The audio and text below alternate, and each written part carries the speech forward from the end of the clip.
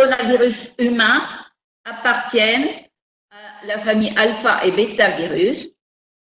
Depuis très longtemps, on connaît ces coronavirus qui étaient au départ responsables d'infections respiratoires hautes et basses, peu modérées ou sévères. Et depuis quelques années, on a eu l'émergence de coronavirus plutôt hautement pathogènes qui diffusent largement et qui font des ravages. C'est ce troisième groupe de SARS virus émergents présente entre eux un grand pourcentage d'homologie entre donc le SARS-CoV-2, les coronavirus et aussi avec le MERS-CoV-virus. La transmission du SARS-CoV-2 se fait essentiellement par voie aérienne, soit après un contact direct, un contact étroit entre une personne infectée et une autre personne, par les gouttelettes respiratoires, la toux, les éternuements ou même la parole. Après ça, le virus va sédimenter sur les différentes surfaces et il y aura une auto-inoculation par manuportage sur les différentes muqueuses et sur la peau. Selon la survie de ce virus sur les surfaces et la sensibilité des différents tissus, on aura ou pas l'émergence de différentes infections. Ce qui fait qu'au total, cette transmission va se faire soit par les mains infectées après contact avec les surfaces, soit par la projection de gouttelettes, soit à une moindre mesure par voie aérienne. Et on a également décrit une possible transmission par les matières fécales, mais jusqu'à présent, aucune transmission par voie transplacentaire ni digestive directe n'ont été mises en apparence, en évidence. Les animaux de compagnie également ne semblent pas transmettre cette maladie. Alors, on a dit que ce virus a la capacité, comme d'ailleurs tous les autres coronas, de persister pendant assez longtemps au niveau des différentes surfaces. Et là, dans cette étude publiée par le New England, qui a comparé la persistance du SARS-CoV-2 comparativement au SARS-CoV-1 et qui permet de visualiser la persistance du virus sur différents matériaux. Et donc, de façon beaucoup plus simple, la conclusion de cette étude, c'est que le virus peut survivre sur du plastique pendant 72 heures. Pardon. Nous avons dit que c'est plutôt des virus fragiles, même s'il peut survivre quelques heures à plusieurs jours. Ce virus est facilement éliminé par les nettoyants et les désinfectants. Le plus simple, le plus connu, c'est l'eau de javel ou encore l'alcool ou encore l'eau oxygénée. Il faut cependant toujours suivre les instructions relatives à ces différents désinfectants, ne jamais mélanger les produits entre eux, disant du produit sur les différentes surfaces à désinfecter. Comment prévenir les infections à SARS-CoV-2 connaissant toutes ses propriétés? La principale lutte contre l'infection Covid est basée sur les mesures d'hygiène. D'abord, les mesures standards complétées par les précautions de type contact et air.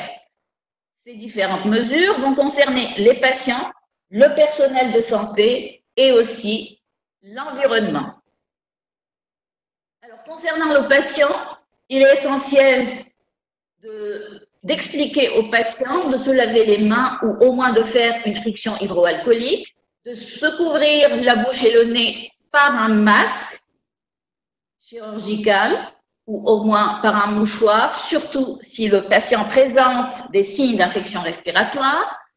Il serait indiqué de fournir, surtout au cours lors d'une consultation externe dans un hôpital ou dans un cabinet privé, de fournir papier mouchoir, poubelle sans contact, effectuer un triage actif le plus rapidement possible afin d'isoler les personnes présentant des signes respiratoires d'assurer entre les patients une distance de 2 mètres et plus, surtout si on n'a pas la possibilité d'établir des barrières physiques et de les isoler, et surtout assurer un entretien régulier des différents équipements présents dans cette zone et en milieu de soins.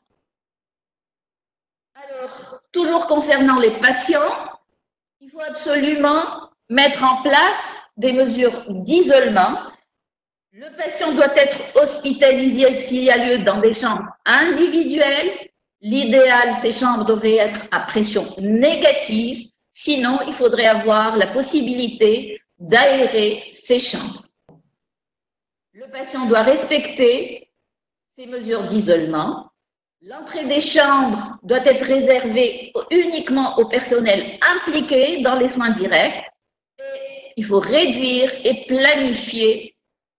le nombre de patients qui vont rentrer dans cette chambre et planifier, regrouper les activités à effectuer. Évidemment, les visites du patient ne sont pas autorisées par la famille, évidemment. Alors, les mesures d'hygiène concernant le personnel soignant, d'abord les précautions standards qui doivent être appliquées tout le temps, auxquelles s'ajoutent les précautions complémentaires de type contact air. Alors, quelles sont ces précautions standards? Elles doivent d'abord être appliquées à tout moment, lors de tout soin par le personnel soignant et aussi par les patients. Différents axes: l'hygiène des mains, la gestion des équipements de protection individuelle, la prévention des accidents exposant au sang, la gestion du matériel et de l'environnement. Et donc, ces cinq axes des précautions standards sont indiqués dans ce tableau et il est recommandé pour chaque axe quelles sont les actions à mettre en place. Les mesures complémentaires contact et air, d'abord les mesures géographiques, chambres individuelles, et l'idéal, ces chambres devraient avoir des sas à l'entrée, chambres à pression négative, comme on l'a déjà dit, aération naturelle, mais toujours avec la porte de la chambre fermée, établir des mesures barrières par l'utilisation de gants, par la maîtrise de l'hygiène des mains, par le port de blouse. L'utilisation de matériel à usage unique est toujours préférable et si le matériel est réutilisable, il faut laisser pour chaque patient son propre matériel. Les déplacements du patient doivent être limités et toujours avec un port de masque. Pour assurer tout ceci, l'information du patient et du personnel, ainsi que les signalisations établies au niveau des différents services, devraient être réalisées. Alors, l'hygiène des mains reste toujours la pièce maîtresse pour tout effort de prévention. Cette hygiène des mains est le moyen le plus important pour prévenir l'acquisition et la propagation du virus. Il faut se laver les mains aussi souvent que possible, rigoureusement, et quand on n'a pas de point d'eau à côté, remplacer ce lavage par des solutions hydroalcooliques. Évidemment, essayez de ne pas toucher le nez, les yeux, la bouche avant de se laver les mains. Utilisez des serviettes ou du papier à usage unique, jetable. Utilisez des poubelles sans contact. S'assurer de la disponibilité dans les chambres d'un lavabo ou au moins de solutions hydroalcooliques avant de commencer les soins aux patients. Alors, les 5 indications de l'hygiène des mains, c'est avant tout contact avec le patient, avant tout geste aseptique, après un risque d'exposition à un liquide biologique, après le contact avec le patient ou encore après contact avec l'environnement du patient. Cette étape de lavage doit être réalisée minutieusement. De même, la friction hydroalcoolique doit obéir à un certain gestuel qu'on doit faire de façon minutieuse et la durée de la procédure dure en moyenne 40 secondes jusqu'à séchage complet de la noisette de solution hydroalcoolique qu'on a mis sur les mains. Alors, j'arrive à l'équipement de protection individuelle. Le type d'utilisation de ces équipements doit être, le type de pays utilisé pour les soins aux patients varie en fonction de l'activité. Dans le contexte d'infection par le SARS-CoV-2, les EPI à utiliser sont les blouses, les gants, les masques médicaux, les lunettes de protection ou les écrans faciaux. C'est essentiellement ces EPI qu'on doit avoir à disposition avant de commencer toute prise en charge d'un patient Covid. Lors de procédures spécifiques, s'ajoutent à ces EPI les masques respiratoires ou FFP2 et les surblouses ou tabliers imperméables ou à usage unique. L'OMS a ainsi établi l'utilisation, la nécessité des EPI en fonction du lieu, en fonction de la personne qui va prendre en charge et surtout en fonction des activités de soins. Ainsi, à titre d'exemple, si on va prendre soin du malade au niveau de sa chambre, le personnel médical qui va prodiguer les soins doit absolument porter un masque chirurgical, une blouse, des gants et des lunettes. Si jamais il va faire un geste invasif avec un risque de génération d'aérosols, il est absolument nécessaire d'avoir un FFP2, une surblouse ajoutée au premier équipement. L'agent de nettoyage doit être également protégé par un masque chirurgical, une blouse avec une surblouse imperméable, des gants résistants, des bottes ou des chaussures de travail, surtout fermées. Encore un exemple concernant tout ce qui est activité administrative, il n'est pas nécessaire d'avoir des EPI, il n'y a pas de contact direct avec les patients et il faut juste maintenir une distance d'au moins 1 mètre entre la personne de l'administration et le patient. Au niveau d'une consultation, il est nécessaire de porter un masque chirurgical, une blouse, des gants et des lunettes. Alors, quelques remarques concernant les différentes tenues professionnelles. Rapidement, les blouses à utiliser devraient être fermées de préférence sur le dos avec des poignées à élastique pour bien protéger les mains. On recommande aussi au niveau des manches un sorte d'œillet, si on veut dire, pour faire rentrer au niveau de la manche au moins un des doigts et maintenir ainsi la manche sans qu'elle soit surélevée pour, disons, bien protéger les bras. Une surblouse imperméable ou un tablier si on va réaliser des soins mouillants ou souillants. Cette blouse va empêcher les agents infectieux d'atteindre la peau et permettrait ainsi d'éviter la propagation du virus à d'autres personnes. Le masque médical ou chirurgical, il est réservé aux personnes infectées, bien sûr, et pour le personnel de santé chargé du transport, des soins en l'absence d'actes invasifs au niveau de la sphère respiratoire. Et actuellement, nous sommes en pandémie, donc il est recommandé, même au niveau de la population générale, ce qu'il faudrait avoir toujours présent à l'esprit, c'est de se nettoyer les mains avant de mettre ou d'enlever son masque.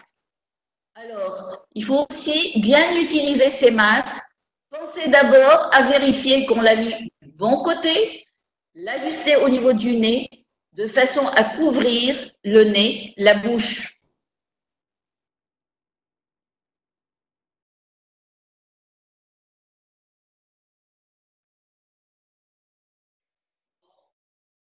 Le masque ne baille pas sur les côtés, sinon il serait vraiment inutile et ne protégerait pas contre les virus. Évitez aussi de le mettre de façon croisée, comme indiqué sur la photo.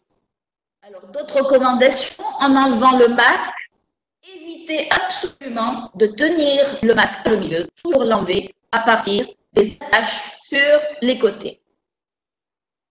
Le masque FFP2 ou masque respiratoire est réservé aux procédures invasives génératrices d'aérosols. Il existe à bec de canard, etc. sont absolument équivalents côté protection. Il faut absolument former le personnel de santé à l'utilisation de ces masques. Bonne pratique pour la place et le retrait. Si ce masque est ajusté, non étanche, non adapté, ils peuvent entraîner une inhalation aérosol et ce masque deviendrait totalement inefficace. Il faut à chaque fois contrôler l'étanchéité des FFP2 par un test, un fit check, qui consiste à obturer le masque avec les mains, bien inspirer, retenir sa respiration quelques secondes. Si l'étanchéité est bonne, le masque va rester plaqué sur le visage. Si le masque est mouillé ou souillé, il faut toujours penser à le changer, éviter tout contact avec le devant du masque et éviter le port d'une barbe, même de quelques jours, qui entraverait l'étanchéité du masque. On estime qu'un masque resterait en place au maximum 3 à 4 heures. Alors, les gestes à éviter avec les masques, le mettre de façon croisée ou mettre les deux lacets en bas du cou, le mettre croisé sur les oreilles, le faire arriver jusqu'au niveau des yeux, le mettre sur la tête ou au niveau du cou, et encore une fois, au niveau, quand on a une barbe, le masque ne va pas bien protéger ni adhérer à la peau. Alors, le deuxième pays qui doit être manipulé et utilisé de façon correcte, ce sont les gants. Ils doivent être à usage unique, surtout s'il y a un risque de contact avec le sang ou d'autres liquides biologiques, ou si la personne a des lésions sur la main. Il faut absolument utiliser des gants à sa taille, adaptés à ses mains. Éviter évidemment le port de tout bijou, assurer une hygiène des ongles, changer fréquemment de gants en cas de contamination et se laver les mains avant et après, ne pas toucher son visage avec les gants, ne rien toucher avec des gants contaminés, sinon le manuportage serait remplacé par le manugantage et serait source d'infection pour soi-même et pour les autres. Alors, quelques situations où les gants sont absolument à éviter. Quand on ouvre les fontaines d'eau, les poignées des portes, les boutons d'ascenseur, les commandes, l'ordinateur ou encore l'utilisation de téléphone en portant ses gants, pas toujours propres. Alors, le retrait des gants doit aussi constituer une attention particulière.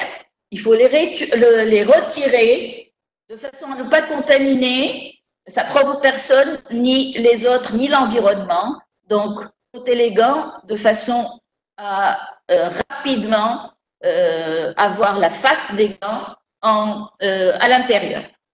Donc, ôter les gants et se laver les mains ou friction hydroalcoolique et ne jamais, jamais réutiliser des gants à usage unique. Ces gants doivent être jetés avec les déchets d'Astri dès la fin de l'activité de soins à risque infectieux.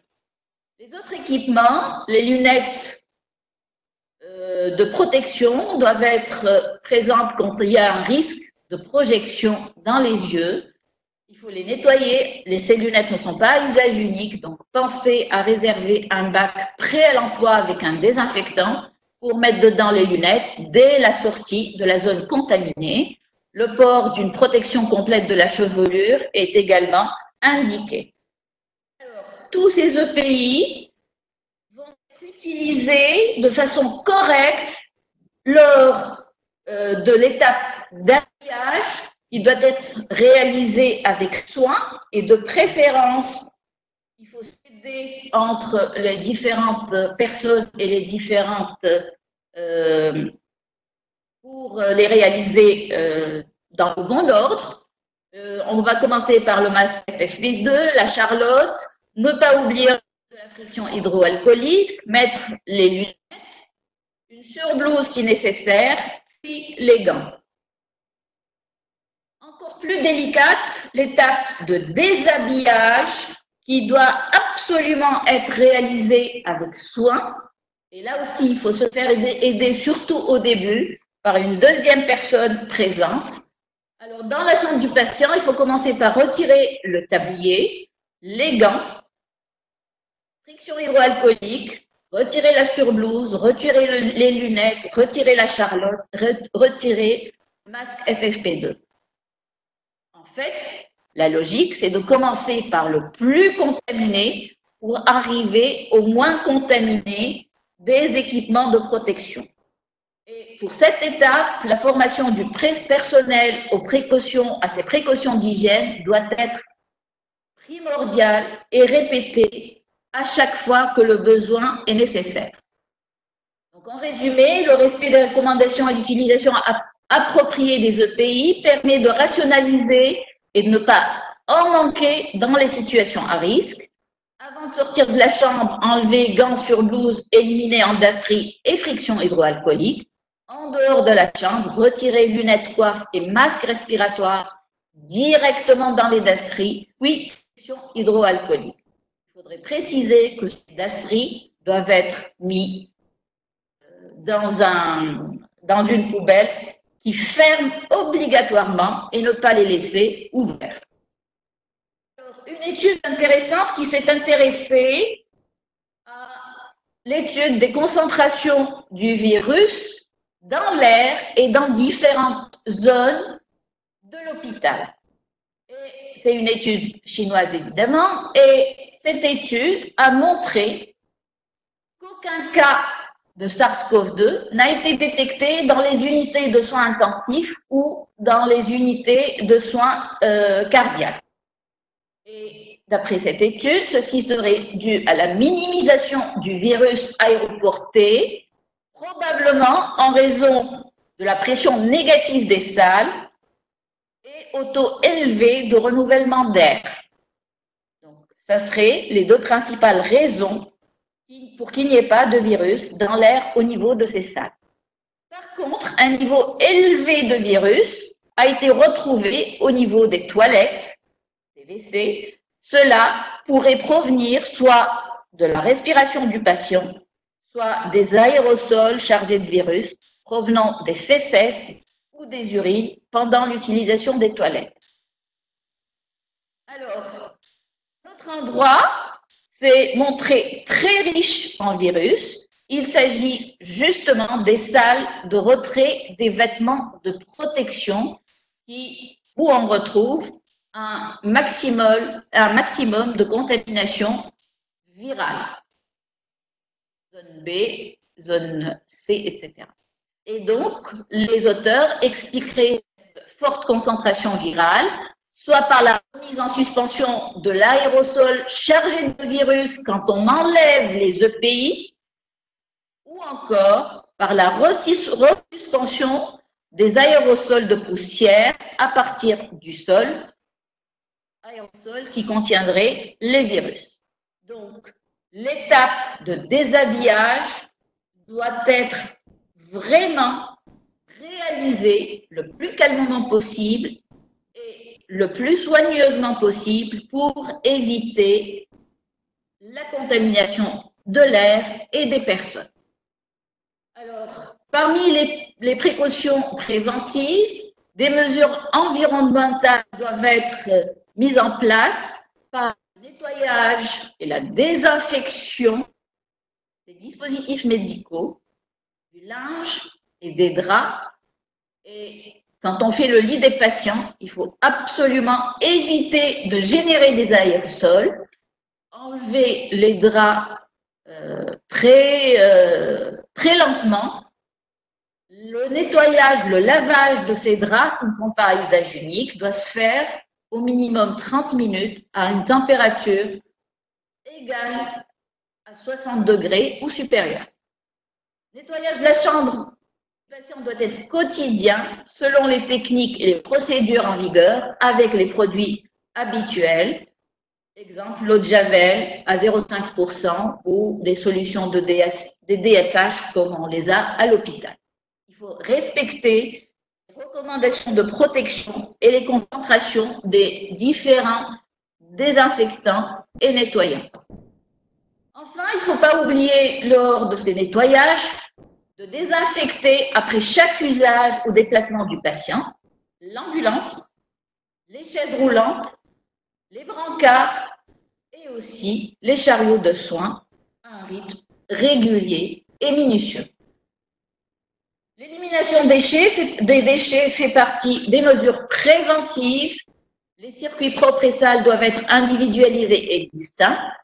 Pas de croisement ni possibilité de retour en arrière d'un produit souillé. Une marche en avant doit être autant que possible assurée dans tous les services.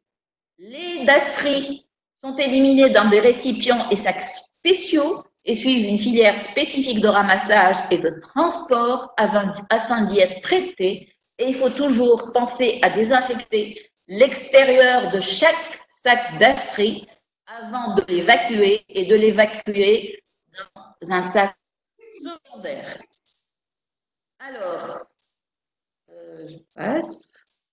Au total, les mesures préventives sont basées sur des éléments multiples qui incluent la formation du personnel et une formation continue afin d'habiliter son personnel et d'avoir du personnel qualifié. Et c'est souvent ce qui manque parmi notre personnel et ça entrave effectivement le déroulement de toute action préventive. Il faut respecter les procédures et aussi il faut gérer au mieux les stocks d'équipements, de désinfectants, de matériel et réactifs pour ne pas rester en panne. En conclusion, pour le moment, nos seules armes contre ce virus, ce sont tous les équipements de protection et tous les produits de désinfection en attendant des jours meilleurs. Soyons optimistes. Merci.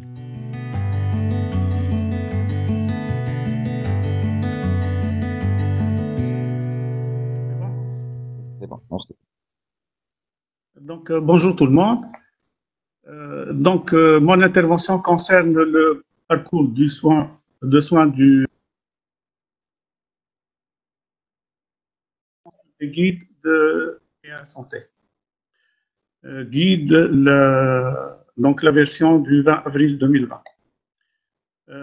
À ce titre, donc, je vais vous présenter à titre d'exemple la stratégie régionale au niveau de SFAX, avec évidemment, donc, comme stipulé dans ces recommandations, l'action à divers niveaux, aussi bien au niveau des délégations, essentiellement les chefs-lieux de chaque délégation, au niveau du centre-ville. Dans ce cadre-là, au niveau des délégations, ont été mis des boxes de pré-tri pour tous les consultants, avec un tri plus poussé pour les suspects afin de les évaluer et de les orienter convenablement. La même approche a été réalisée au niveau de l'hôpital de Sfax. Évidemment, dans les hôpitaux et particulièrement dans les CHU, il y a des cellules de crise qui permettent de réagir en association avec le comité de lutte contre les infections nosocomiales pour réagir à de telles situations. La stratégie au niveau de CHU avait pour but d'éviter de submerger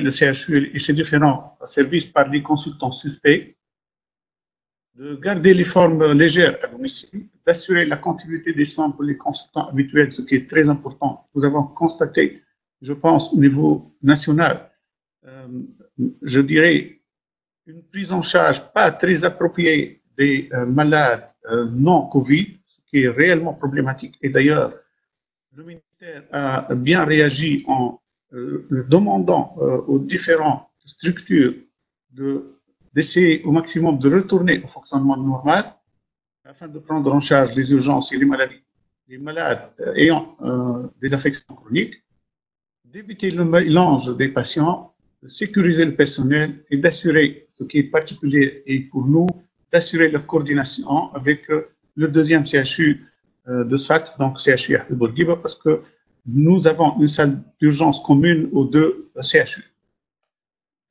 Et les services de réanimation se trouvent au niveau du CHU de Bourguiba. C'est clair que cette stratégie est dynamique, et ce qui est le cas pour l'ensemble des structures du pays. C'est en fonction de l'épidémiologie, c'est en fonction aussi de l'évolution et de l'application sur le terrain de la stratégie avec évidemment des insuffisances à rectifier et des imprévus. À titre d'exemple, donc nous avons dû faire face à la quarantaine de pratiquement une quinzaine de personnels de REA juste avant, juste au tout début de l'épidémie, parce qu'il y avait un malade qui a glissé dans le circuit non Covid et qui a donc exposé le personnel de la réanimation médicale au risque de contamination. Heureusement, il n'y a eu qu'un seul personnel atteint avec une forme légère et tout est rentré dans l'ordre en une quinzaine de jours. Évidemment, donc, la logistique nécessite une perfection et dans ce cadre-là, on est toujours en train d'essayer d'améliorer la situation. Comme l'a bien dit donc, professeur Slim, la formation de personnel était très importante et on a démarré tôt avec essentiellement donc, les EPI, donc les moyens de protection, mais aussi en accent sur la nécessité de changer les pratiques et le rythme de travail et la motivation du personnel. Et là, je pense que c'est une constatation, je dirais pratiquement, qui concerne tous les hôpitaux du pays, toutes les structures, je dirais, du pays. C'est la difficulté de motiver certaines personnes. Et d'ailleurs, dans la littérature, on parle, en cas d'épidémie, d'une façon générale, d'environ 40% du personnel qui essaye de ne pas être impliqué dans la prise en charge des patients. Je pense que le taux est plus élevé que 40%, si je parle à l'échelle locale, mais avec le temps, et avec essentiellement le démarrage, ce premier choc avec la prise en charge des tout premiers malades finit par permettre aux gens de s'adapter et donc de s'engager un peu plus dans cette procédure. À titre d'exemple, je vous montre là l'ensemble des affiches préparées afin de sensibiliser et d'expliquer les différentes procédures et étapes de prise en charge des patients. Et là, presque une quinzaine de vidéos qui ont été réalisées. Et là, je tiens à remercier les étudiants de la faculté de médecine qui étaient bien engagés et qui ont participé à l'élaboration de ces aussi bien affiches que vidéos et qui intéressent essentiellement donc, les étapes de prise en charge, sensibilisation de la population générale.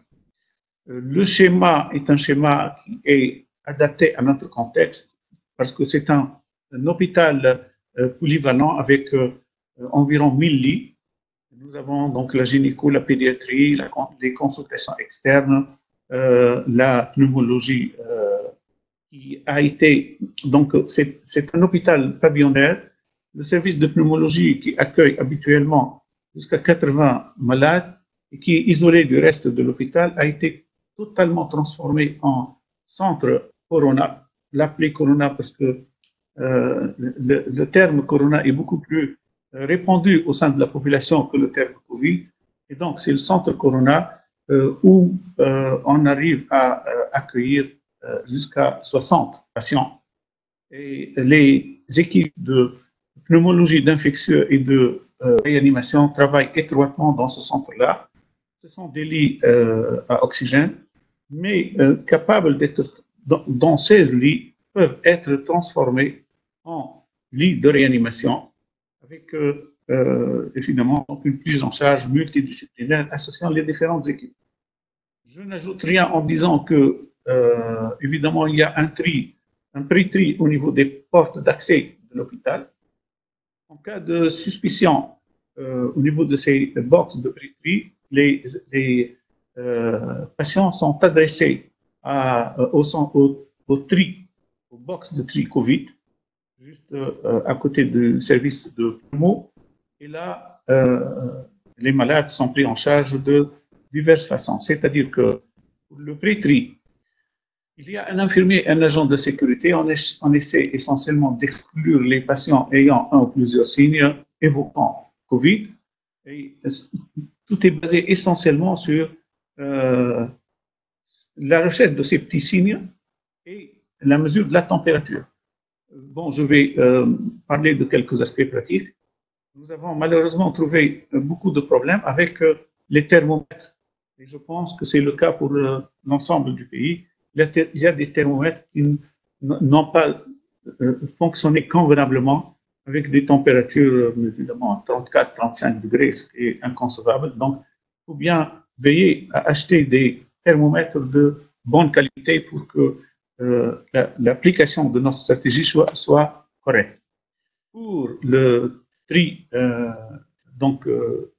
je vous ai dit que pour le pré-tri, nous avons donc plusieurs stations, gynéco, pédiatrie, consultation et porte principale, mais je vais juste parler un peu de la consultation externe parce que la consultation, nous ne l'avons pas arrêté le fonctionnement de ce secteur-là, mais tout en prenant des mesures particulières avec essentiellement comme but réduire le nombre de patients, faire la sélection avant l'entrée au niveau des locaux de la consultation, n'accepter que les malades urgents ou les malades qui nécessitent réellement un renouvellement d'ordonnances, etc., pour finalement ne pas lâcher les malades ayant des maladies chroniques ou bien les malades qui présentent des urgences, et deuxièmement, protéger l'hôpital et le personnel. Donc, un nombre réduit de malades. D'une façon générale, les consignes étaient de limiter la demande des examens complémentaires, limiter les lettres de liaison vers les services et les consultations et essayer d'agir sur les délais afin de donner des prescriptions avec des rendez-vous après 3 à 6 mois selon la pathologie. Et limiter le nombre de visiteurs. Si j'arrive là au niveau des box de tri Covid, c'est clair que l'approche est complètement différente. Donc là, c'est la vraie clinique avec un interrogatoire convenable, donc un dossier comme vous le voyez là, avec toutes les données qui concernent le patient et les éventuels signes en rapport avec sa maladie. C'est un vrai dossier, donc complet, avec la possibilité de mesurer la tension, remesurer la température, la saturation. Dans ce cadre-là, pour la saturation, nous utilisons l'approche suivante. Nous utilisons les sacs en plastique qui se vendent en rouleau de sang et qui sont utilisés pour la congélation dans les foyers. Et nous demandons aux patients d'introduire sa main dans ce sac-là et on mesure la saturation. Ceci nous permet, vu la très faible épaisseur du plastique, ça nous permet d'avoir des valeurs vérifiées et vraies. Et deuxièmement, on jette immédiatement après le sachet et donc on évite la contamination du saturomètre. Et nous disposons aussi d'un électrocardiogramme, ce qui nous permet de faire les diagnostics différentiels en cas de besoin. C'est clair que ce score qui se base, comme vous le savez, sur 6 items, est un score qui permet de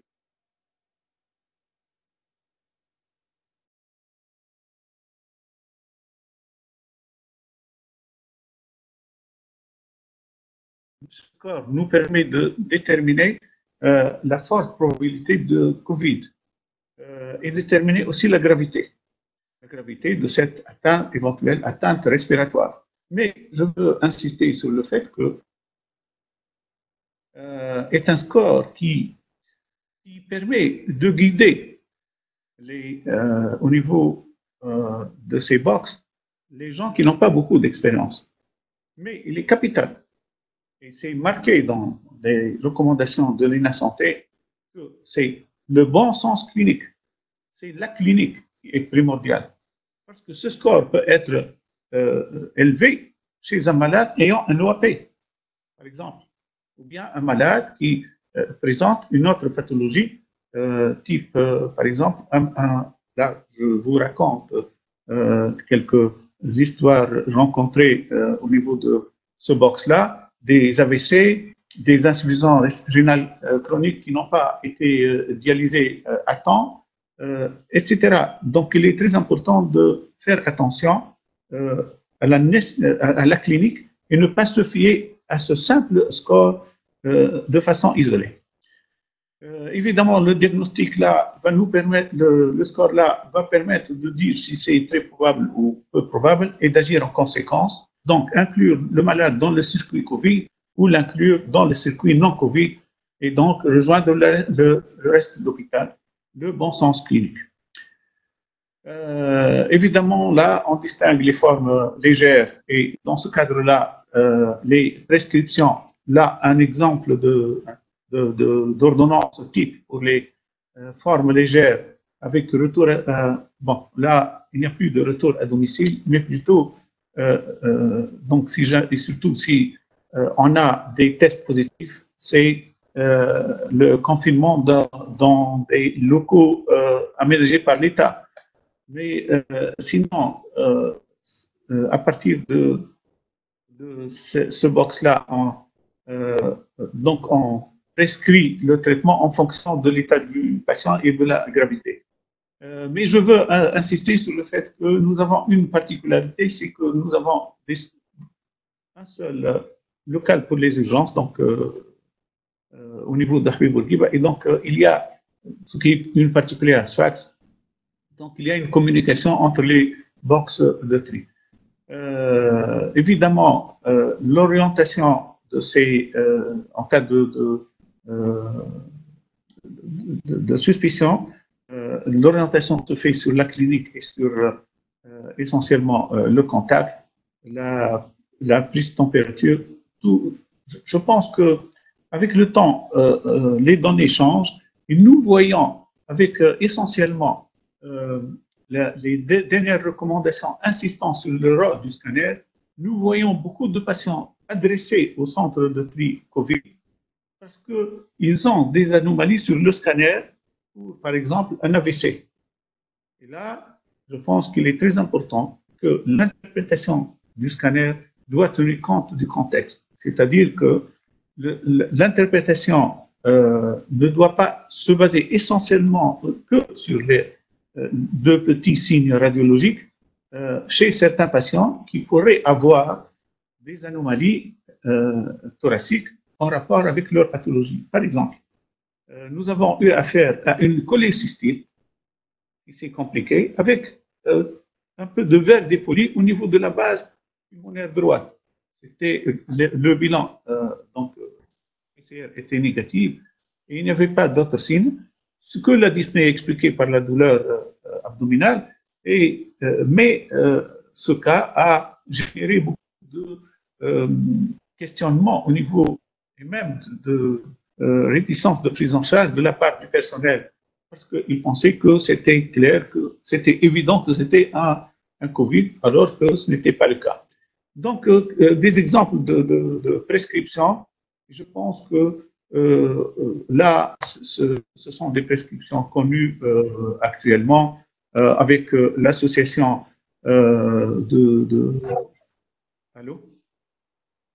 l'association d'antibiotiques et d'oxygène en cas de besoin. Les parranothérapies préventives trouvent sa place et il est très important d'insister sur son rôle avec toutes les données physiopathologiques actuellement disponibles et récemment publiées. Pour les formes graves, le traitement est beaucoup plus lourd et nous travaillons étroitement avec les réanimateurs pour prendre en charge ces patients au moment opportun pour ne pas donc faire perdre aux patients leur chance de survie. Et pour le plaquenil, nous l'utilisons aussi de façon courante pour nos patients. Restent les cas particuliers pour la maternité, la néonatologie, la pédiatrie, l'hémodialyse, la psychiatrie et le scanner. Donc, nous avons établi des circuits COVID au niveau de ces centres-là, avec évidemment tout ce qui est en rapport avec la gestion du bio-nettoyage du linge et de déchets. Et j'insiste bien sur la gestion du linge et de déchets, parce qu'il y a beaucoup de moyens de protection, et je pense là aux combinaisons et aux surblouses qui peuvent être réutilisés, et il y a donc des tissus adaptés. Et j'insiste sur le fait qu'il faut réaliser un tri à la source, séparer ces épis, donc ces moyens de protection réutilisables des autres moyens type masque FFP2 avec la petite baguette en métal qui risque de déchirer donc les blouses, les surblouses et les combinaisons si jamais on ne fait pas le tri convenablement à la source. Et nous avons perdu des dizaines de combinaisons parce que le tri n'était pas correct. Et donc, la petite baguette métallique a déchiré donc des dizaines de combinaisons réutilisables. Les difficultés, malheureusement, c'est la phobie, aussi bien au niveau du corps médical que paramédical. Le manque d'information, parce qu'il y a des gens qui restent mal informés. Nous avons, comme je vous ai dit, essayé de préparer le maximum de supports de formation et réaliser beaucoup de séances de formation, et nous continuons à le faire avec des formations continues. La gestion des EPU, et là pour les EPI, malheureusement, surtout au début, on a constaté un excès de consommation, ce qui est dangereux parce qu'il peut mettre en péril le stock qui est réservé à la grande vague. J'espère qu'elle n'aura pas lieu.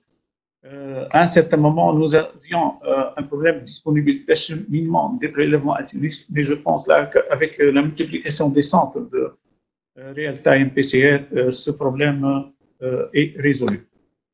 Donc, je me suis basé essentiellement sur les recommandations de la santé, mais aussi sur l'expérience de ces quelques semaines de pratique. Je vous remercie.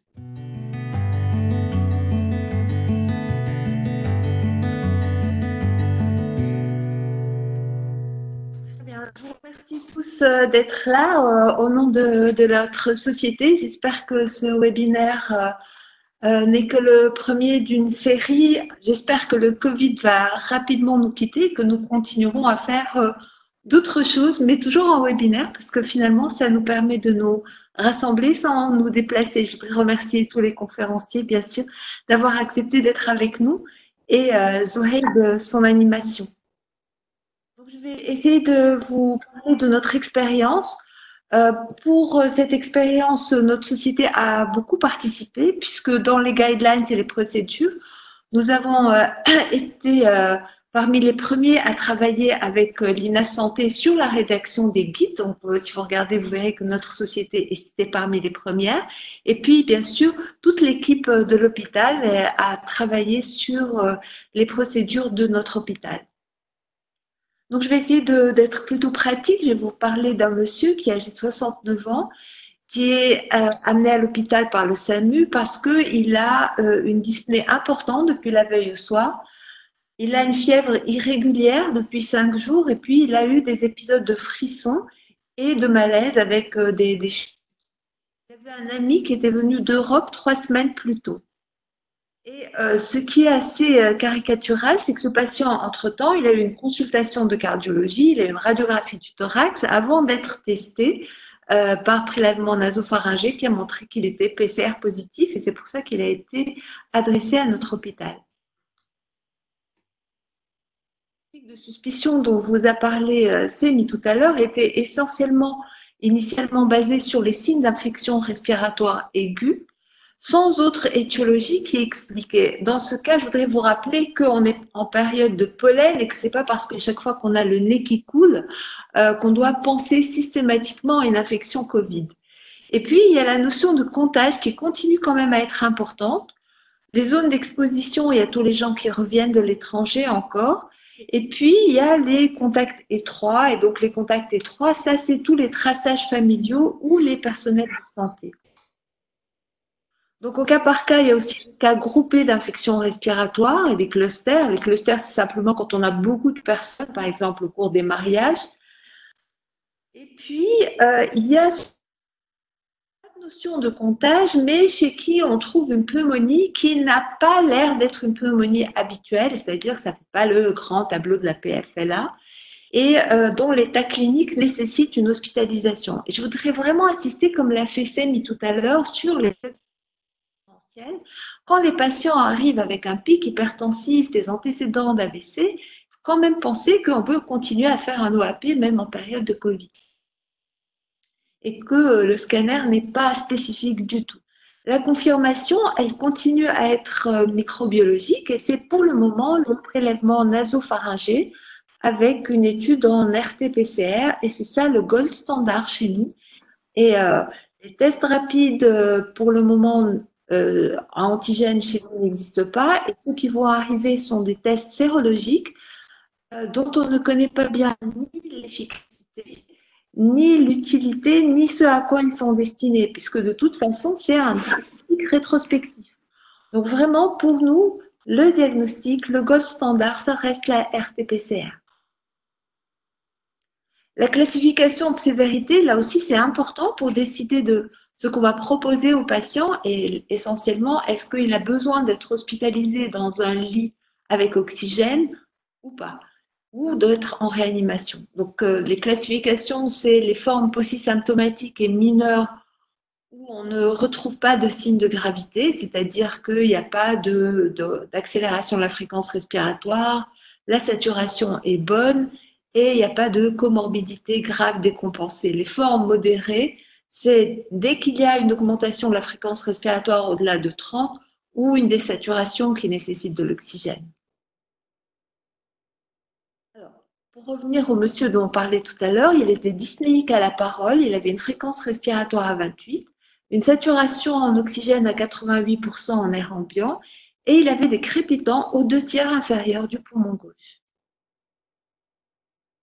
Les indications du diagnostic virologique pour le moment sont de confirmer l'infection du cas suspect, comme pour ce monsieur, proposer la levée de la quarantaine chez les cas confirmés et guéris cliniquement, réaliser un screening chez les personnes contacts et réaliser un diagnostic différentiel. Et je ne crois pas qu'il faille aller à 3 ou 4 PCR. A priori, en faire 2 si on a une forte suspicion clinique. Mais si on a 2 PCR négatifs, c'est quand même un fort argument. Donc, dans notre service, entre le 26 mars et le 22 avril, nous avons tourné sur 12 lits et nous avons eu 29 patients qui ont été hospitalisés et suivis, ce qui correspond à une 60aine de patients dans notre hôpital Abdelrahmane Mehmi de l'Ariana. 29 patients, ils avaient un âge médian de 58 ans, donc les extrêmes c'était 26 à 85 ans. C'était 11 hommes, 16 femmes, 6 personnels de la santé et qui étaient eux plutôt moins symptomatiques que les autres puisqu'on a quand même pris des précautions particulièrement pour ceux qui ont été contaminés dans notre hôpital. Il y avait 7 fumeurs ou ex-fumeurs et c'était les hommes bien sûr et le comptage était retrouvé dans 22 cas. Alors bien sûr parce que chez nous la plupart des fumeurs sont des hommes, je ne sais pas si les dames nous ont caché quelque chose. Le BMI moyen était de 26 avec des extrêmes de 19 à 33. Et il y avait 17 patients, soit à peu près 75% des patients qui avaient des comorbidités. Ils ont tous été confirmés par PCR. Les caractéristiques cliniques, alors l'incubation moyenne, elle était de 7 jours. Elle variait entre 6 jours et 11 jours et demi. Et les signes cliniques les plus fréquemment retrouvés sont ceux qui sont décrits dans la littérature, c'est-à-dire les signes respiratoires, la fièvre, et l'asthénie qu'on retrouve quand même dans plus de 60% des cas. Et ça, c'est quelque chose qui interpelle. Ce sont des gens qui sont toujours très fatigués. plus ils s'aggravent et plus ils sont fatigués et c'est assez surprenant. Sinon, il y avait bien sûr le syndrome grippal, les céphalées qui sont assez fréquentes aussi, l'insuffisance respiratoire aiguë avec hypoxie et hypocapnie. Chez tous nos malades, il y avait une hypocapnie. Les signes digestifs étaient relativement précoces avant qu'ils arrivent dans le service, mais dans certains cas, ils sont survenus après. Et puis, il y avait l'anosmie dans à peu près 18% des cas. Ce qui était assez caractéristique, c'est un amaigrissement. L'amaigrissement moyen de 3 kg, médian de 3 kg, avec entre 50% des malades qui avaient maigri entre 2 et 5 kg. Donc, c'est assez impressionnant pour des malades qui n'étaient pas des malades de réanimation. Les autres signes assez particuliers, c'est leur description de frissons, alors qu'ils n'avaient pas nécessairement une fièvre élevée, des pertes de connaissance brèves, et puis les douleurs thoraciques qu'on retrouve à peu près chez tout le monde. Je voudrais insister sur 2 signes cliniques qui nous interpellent chez ces patients, la dyspnée et les crépitants. La dyspnée, c'est une dyspnée qui a la parole, au changement de position, avec parfois des douleurs thoraciques. Elle ne disparaît pas sous oxygénothérapie adéquate, donc c'est des patients qui, même quand ils ont 96% de SAT, continuent à être essoufflés quand ils vous parlent. Ils désaturent au moindre mouvement et elle est variable dans la journée. Des fois, on les sèvre le matin et en fin d'après-midi, ils ont besoin de nouveau de 2 litres d'oxygène. Donc, c'est vraiment assez particulier. Et c'est associé à des crépitants à l'auscultation qui sont très nets. Ce n'est pas du tout les crépitants qu'on trouve dans la PFLA. Ils sont très nets, ils sont secs, ils sont persistants et correspondent aux zones qui sont pathologiques à la radiologie du thorax. Donc vraiment, ça nous a interpellés parce que ça correspond plutôt à des signes qu'on retrouve chez les gens qui ont des pathologies interstitielles, beaucoup plus qu'à des patients qui ont une pneumopathie infectieuse habituelle. Les comorbidités très très fréquentes, vous l'avez vu, 75% des cas. En premier, de très loin, l'hypertension, 45% des patients, dont 4 patients étaient sous ARA2. Ça vaut ce que ça vaut par rapport aux hypothèses pathogéniques. 5 cas de diabète et asthme, BPCO, on n'en avait que 2. La prise antérieure de corticoïdes pose problème. On avait 2 patients qui avaient reçu une corticothérapie au long cours, dont une avait été arrêtée 3 mois plus tôt, et 2 patients qui avaient reçu de la dexaméthasone pour les symptômes, donc c'était quelque chose d'aigu, et eux, ils ont fait 2 embolies. L'antibiothérapie antérieure, on en a eu chez 6 patients, dont 2 avec l'azithromycine, et donc ça n'avait pas empêché le développement d'une forme modérée. Sur le plan numération, il n'y avait pas de choses effrayantes chez nos patients. La lymphopénie en dessous de 1000 n'était retrouvée que dans 25% des cas. Les PNN étaient normaux dans la majorité des cas et les plaquettes étaient en moyenne autour de 225 000. À l'admission, on n'avait pas d'hyperplaquettose, mais dans certains patients augmentaient les plaquettes au-delà de 6 à 700 000. On a retrouvé une cytolyse discrète chez 3 patients et elle était associée à une hypoxie. Donc, chez les patients qui n'étaient pas sévères, il n'y avait pas de cytolyse. Et les dédimères, quand on les a retrouvés très élevés, ils correspondaient à des patients qui avaient embolisé. La tomodensitométrie, dont tout le monde parle et qui nous pose souci parce que ça angoisse beaucoup nos radiologues. Et je ne suis pas sûre qu'on puisse se baser à 100% sur la tomodensitométrie. Nous ne faisons pas d'imagerie systématique. Les patients qui l'ont eu, elle a été réalisée avant l'arrivée dans le service, souvent dans le privé d'ailleurs, où nous l'avons réalisée, nous, pour rechercher une complication. Donc, dans notre série, il y a 14 scanners qui ont été réalisés. Dans 4 cas, c'était des Covid sévères. Et dans 3 cas, c'était des complications et ça correspondait à des embolies pulmonaires. Nous nous sommes basés essentiellement sur la surveillance clinique et particulièrement sur l'oxymétrie. Donc, je vous montre rapidement ces images d'un de nos patients. C'est un scanner qui a été fait par le Dr Hantous. Donc, vous voyez les images de verre avec des images quasiment interstitielles. C'est vraiment frappant parce que ça correspond absolument à ce que nous, on ressent sur le plan clinique. Le traitement qui est recommandé ici dans le guide de l'INEAS et dont vous avez parlé Dr Kamoun déjà, et ce que nous avons fait dans le service correspond à ça. Donc, l'oxygénothérapie en premier, puisque c'est un traitement essentiellement symptomatique.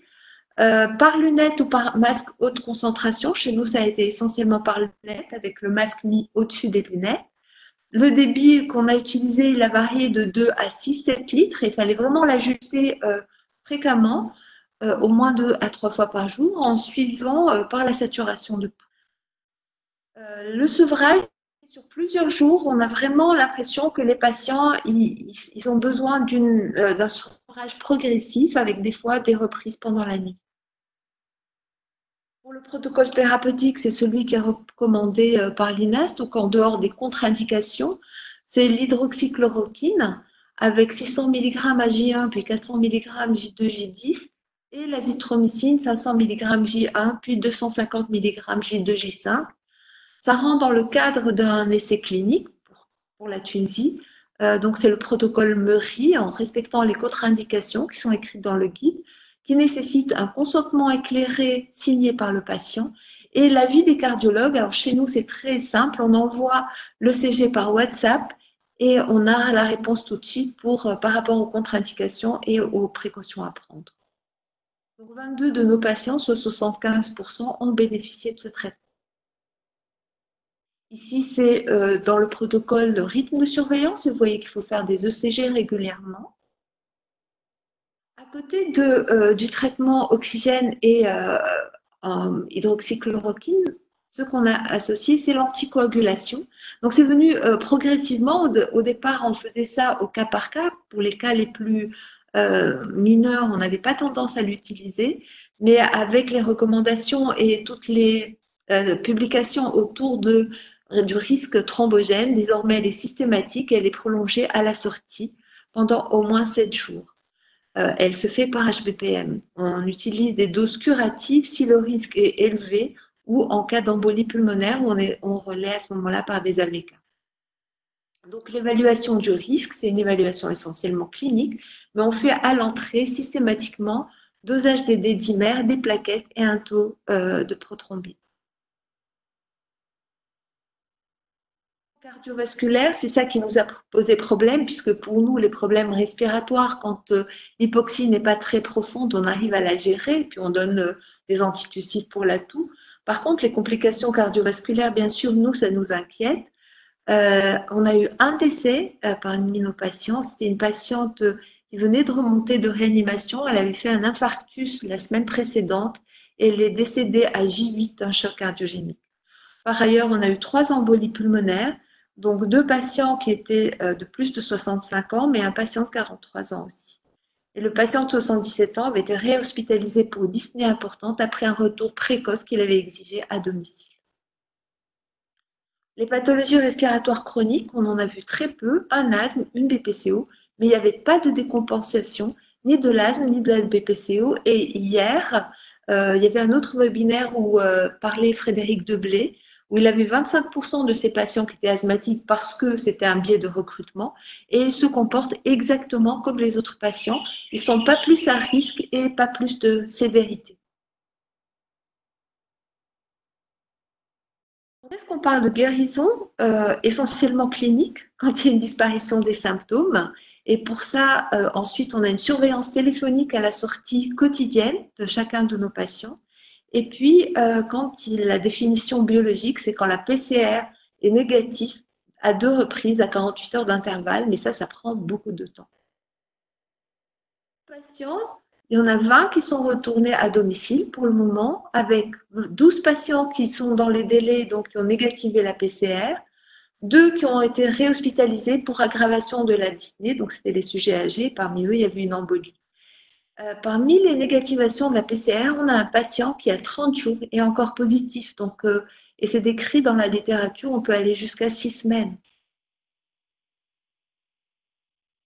Par contre, sont celles que vous nous avez décrites, Dr Kamoun, l'angoisse du personnel, qui est variable selon les personnes. Il y a des moments où elles paniquent, c'est assez difficile. Et quand on a eu des personnes qui ont été contaminées parmi le personnel, ça a déclenché une angoisse en cascade. Le personnel qui a été contaminé, ce sont 2 coursiers et une femme de ménage, et c'est vraiment des personnes qui n'étaient pas de façon fixe dans le service et on se demande, en faisant un traçage, si ce n'était pas en fait une contamination extérieure, cascade, particulièrement au cours du confinement où ils ne respectent pas du tout les consignes. C'est difficile aussi avec l'anxiété ambiante de tout le monde qui stresse et qui ne cesse pas de se poser des questions existentielles. L'ostracisme et l'incompréhension du personnel non exposé qui ne veulent absolument pas avoir de contact avec nous et qui souvent sont assez désagréables, enfin pas tous, mais certains, en disant après tout, c'est vous qui avez voulu prendre ces patients, ce qui n'est pas tout à fait juste. Ce qui nous angoisse aussi, c'est l'imprévisibilité des patients avec ce tournant de 7 à 9 jours qu'on attend toujours avec inquiétude en espérant que les patients ne vont pas s'aggraver. Pour le moment, on n'a pas eu de soucis. Et puis, notre absence d'expertise, on ne sait pas, malgré les 30 patients qu'on a eus, même si on commence à avoir plus d'habitude, on ne peut pas du tout nous considérer comme des experts. Et enfin, la dernière difficulté, c'est l'angoisse des patients. Ils sont extrêmement angoissés parce qu'il y a eu tellement d'informations au cours des derniers mois sur les décès, le risque de décès, la mortalité en réanimation, que ce sont des patients qui s'attendent à mourir à tout moment, qui ne pensent pas du tout qu'on les a pris pour les laisser repartir chez eux. Et puis, ils ont une sensation de culpabilité et de deuil parce que plusieurs d'entre eux ont perdu des proches pendant leur hospitalisation. Ils ont été les premiers à être malades, ils ont l'impression qu'ils ont induit le décès de ses proches et ça les rend extrêmement malheureux. Donc, il faut vraiment être très proche. Pour conclure, je crois que nous allons élargir un peu les critères d'hospitalisation, pas nous limiter aux patients hypoxiques, puisque heureusement, nous n'avons pas encore beaucoup de patients et donc ça permet de prendre en charge les patients qui sont symptomatiques, même s'ils n'ont pas vraiment d'hypoxie. Cette prise en charge, bien sûr, elle nécessite d'être évolutive avec tous les jours la revue de la bibliographie. Je voudrais remercier le staff de l'Ariana, les efforts importants de Zohail, le comité scientifique de la société qui font des efforts extraordinaires pour nous maintenir à jour vraiment en temps réel. Insister sur l'empathie, la présence auprès des patients. Ce n'est pas du tout des patients qu'on peut soigner en leur mettant un scope et n'allant pas les voir. Bien sûr, je voudrais remercier les 6 équipes qui travaillent dans le service. Je voudrais remercier nos familles qui acceptent de nous laisser partir et de nous laisser revenir. Et puis tous les patients parce qu'ils nous font confiance alors que nous, on a l'impression d'être assez désarmés. Et je vous remercie surtout d'être là avec nous, les conférenciers et les participants. Merci beaucoup.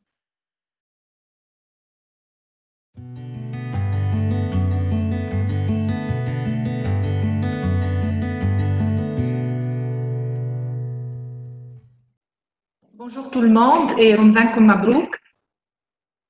Donc, je vais vous parler des pathologies respiratoires chroniques obstructives, particulièrement l'asthme et la BPCO, dans le cadre de cette pandémie Covid-19. Donc, cette pandémie n'a certainement pas dévoilé tous ses visages et les données qui apparaissent chaque jour sont très évolutives. Ce qui est vrai aujourd'hui ne le sera probablement plus le lendemain. Surtout, c'est des présentations cliniques, même si on vient de voir le tableau classique, mais c'est vraiment très variable qui va, comme vous voyez sur cette plaque, des formes complètement asymptomatiques jusqu'au tableau des SDRA qui est rapidement mortel. De même, la mortalité, vous voyez ici, elle varie selon les pays de 2-3% jusqu'à 12%. Donc, comme en Italie. Donc, dans tout ça, on se pose la question, est-ce que nos patients qui sont porteurs de pathologies respiratoires chroniques obstructives sont à haut risque de Covid-19? Est-ce qu'ils ont un haut risque de mortalité? Et comment procéder pour leur traitement de fond? Donc, je vais essayer d'aborder avec vous ces différents aspects. Alors, si on commence par regarder un peu l'épidémiologie, donc, vous voyez ici, donc les premiers articles étaient donc chinois, c'est normal puisque l'épidémie, ça s'est déclenché en Chine. Vous voyez ici, on prend comme référence la prévalence des pathologies respiratoires chroniques en population générale et la prévalence parmi les patients Covid-19. Vous voyez que ce n'est que 2,4% de patients porteurs de pathologies respiratoires chroniques obstructives parmi les patients Covid-19. La BPCO en particulier ne représente que 1,4% parmi les patients infectés par le SARS coronavirus 2. L'asthme n'a pas du tout été signalé donc, parmi les patients Covid-19. Et donc, finalement, les pathologies respiratoires chroniques obstructives apparaissent comme étant peu représentées parmi les patients Covid-19 si on les compare aux autres comorbidités comme le diabète et l'hypertension artérielle. Vous voyez le diabète ici, ça varie de 5,3 jusqu'à plus de 12%.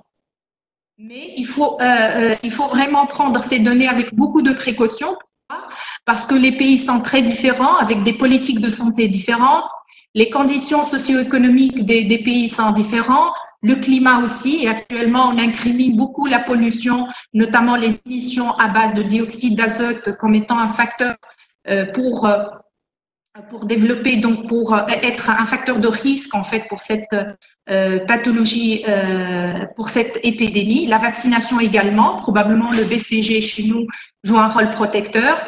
Les pathologies respiratoires chroniques sont différentes et dans certains pays, elles sont sous-diagnostiquées. C'est pour cette raison qu'elles sont sous-représentées dans ces séries publiées.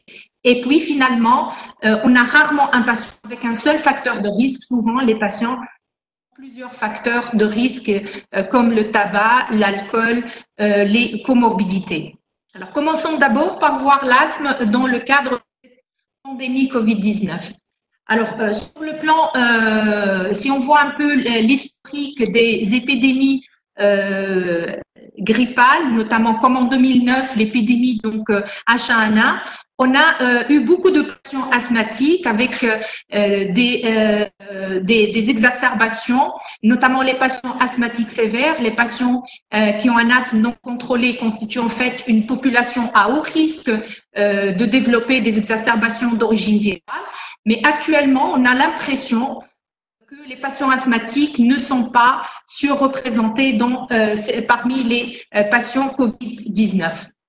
Alors, et là, vous voyez, c'est une des premières publications chinoises apparues.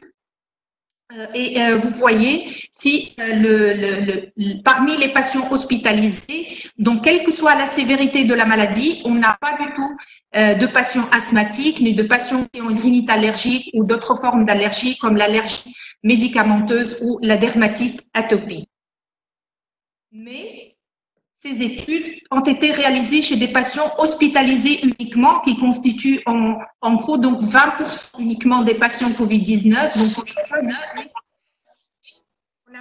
on n'a pas d'idée sur les patients hospitalisés qui représentent la majorité des cas des patients. Par ailleurs, l'asthme reste une pathologie sous-diagnostiquée en Chine avec une prévalence estimée à 4,2%. Alors là, c'est une série qui vient d'apparaître il y a quelques jours dans le New England Journal of Medicine. C'est une série américaine, new-yorkaise. Et vous voyez, contrairement aux chiffres chinois, vous voyez, les patients asthmatiques constituent 12,5% parmi les patients Covid-19. Et si on regarde un peu les formes sévères, c'est 13,1%, 12% parmi les patients non sévères qui n'ont pas nécessité de ventilation invasive. Donc, les chiffres finalement diffèrent selon les pays. En tout cas, le Centre de contrôle et de prévention des maladies et des épidémies a déclaré que l'asthme modéré et sévère sont en fait constituent une population à risque de formes sévères et même de mortalité par Covid-19.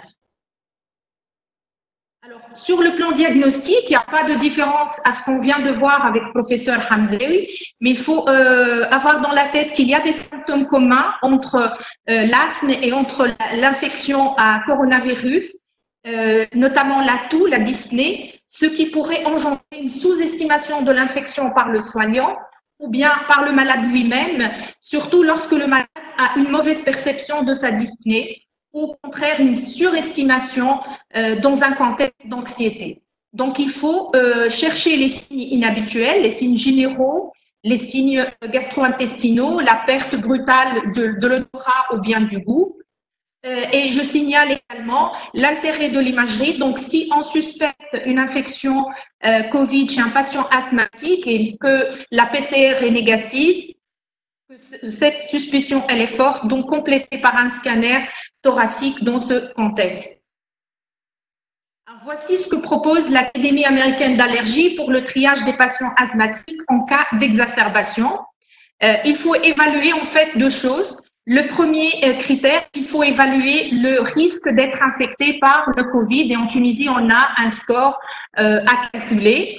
Et il faut également évaluer la sévérité de la maladie asthmatique ou la recherche de signes de gravité si le patient est en exacerbation. Alors, lorsque le premier, c'est-à-dire on a un haut risque d'être infecté par le Covid alors qu'il n'y a pas de signe de gravité ou que la maladie n'est pas sévère, à ce moment-là, il est recommandé de faire un prélèvement, sinon de poursuivre le suivi par télémédecine ou à distance.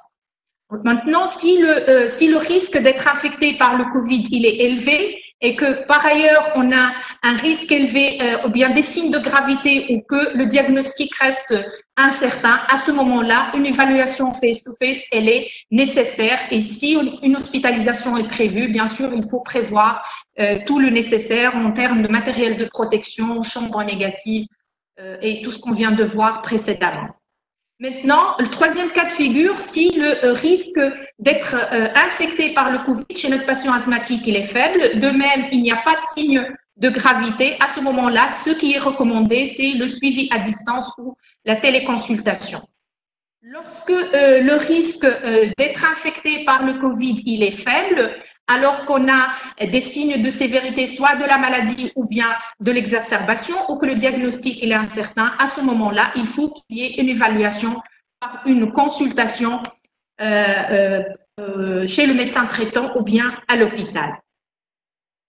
Alors, autre question qui a été donc très posée, soit par les personnels de la santé ou par les malades eux-mêmes.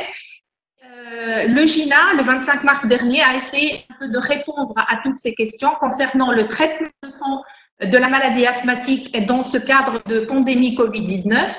Et ce qui est recommandé, c'est de ne pas interrompre le traitement de fond, y compris les corticoïdes inhalés. Ils n'aggravent pas la situation, ils ne font pas augmenter le risque d'être infecté par le Covid-19.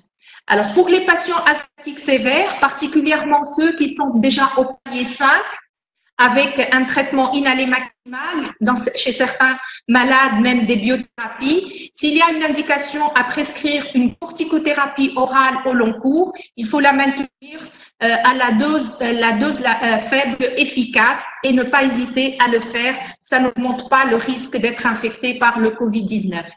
Maintenant, en cas d'exacerbation, et quand c'est nécessaire, ne pas hésiter à prescrire des corticoïdes oraux sous forme de cure de durée courte, ou si c'est mentionné dans le plan d'action, donc il faut prendre ces corticoïdes, ça n'augmente pas non plus le risque. Alors, quand on est également en exacerbation, ce qui est recommandé, c'est d'éviter les nébulisations des bêta-2-mythiques de courte durée d'action qui sont la base du traitement lors des crises ou des exacerbations, et on recommande plutôt les aérosols doseurs avec une chambre d'inhalation à usage personnel. Alors, maintenir le traitement de fond lors des exacerbations est également recommandé. Les patients qui ont en plus une rhinite allergique, continuez à prendre les corticoïdes par voie nasale, ça n'augmente pas le risque d'être infecté. Alors, je vous rappelle également que la spirométrie est à éviter durant cette période donc, de pandémie. Donc là, c'était pour l'asthme. Donc, ce qu'il faut retenir, c'est surtout les patients qui sont les plus sévères, qui sont probablement à risque plus élevé. Les chiffres, vous avez vu que ça varie selon les pays. Probablement, les jours qui suivent vont apporter beaucoup plus de clarification. Il faut continuer à prendre le traitement de fond, y compris les corticoïdes inhalés, prescrire des corticoïdes par voie générale au moment des exacerbations également, n'augmente pas le risque. Ça permet plutôt d'améliorer nos patients asthmatiques et probablement prévenir le fait d'être infecté par le Covid. Là, ça, c'était pour l'asthme. Donc, voyons maintenant la BPCO dans le cadre de cette pandémie Covid-19. Est-ce que nos patients BPCO sont à haut risque d'être infectés? Donc là, c'est une méta-analyse qui a repris les données de 10 articles avec pratiquement 77 000 patients inclus. et la prévalence de la BPCO parmi les Covid-19, elle n'est que de 0,95%. Donc, c'est pas les patients BPCO ne sont pas surreprésentés parmi les patients hospitalisés pour Covid-19. Maintenant, est-ce qu'ils sont à risque de développer une forme sévère de la maladie? Donc, je me suis référée à cette méta-analyse. Donc, il y a repris 7 études, dont 6 chinoises et une de Singapour, donc avec pratiquement 1600 patients, dont 20% de formes sévères. Et vous regardez la BPCO, donc elle apparaît comme étant un facteur de risque de développer une forme sévère de la maladie avec un odds ratio de 5,69. Alors, ce risque, en fait, de développer une forme sévère de la maladie a été corrélé en partie à ce fameux récepteur qui est présent au niveau des cellules épithéliales des voies aériennes distales, le récepteur de l'enzyme de conversion de l'angiotensine 2, donc qui est présent de façon importante. Donc, soit il y a en fait une abrégulation, soit en termes de nombre ou bien en termes de fonctionnalité chez les patients BPCO, si on les compare par rapport aux patients non BPCO, mais également chez les patients fumeurs par rapport aux non-fumeurs. Et ça semble même être corrélé à la sévérité de l'obstruction bronchique. C'est ce qui expliquerait le fait que ces patients BPCO sont à risque de développer une forme sévère du COVID-19. Mais je pense que c'est pas la seule raison. Rappelez-vous que nos patients BPCO sont souvent des patients âgés dont l'âge dépasse 50 ans et on vient de voir avec professeur Hamzé que la moyenne d'âge des patients hospitalisés c'est 56 ans, donc ça correspond à peu près à la moyenne d'âge de nos patients BPCO, voire même plus. C'est des patients qui sont souvent tabagiques, qui ont souvent d'autres comorbidités, notamment cardiovasculaires, telles que l'HTA, l'arythmie, mais également le diabète. Et il a été démontré que ces comorbidités représentent des facteurs de risque indépendants de sévérité et même de mortalité. Vous voyez sur cette série donc italienne, les patients qui ont plus de 2 comorbidités ou 3, ce sont eux qui ont le taux le plus élevé de mortalité par COVID-19. Donc, ce n'est pas uniquement une histoire de récepteurs, c'est également la présence plusieurs facteurs de sévérité du COVID-19. Alors, tout comme l'asthme, on se pose également la question sur la conduite du traitement de fond de ces patients BPCO.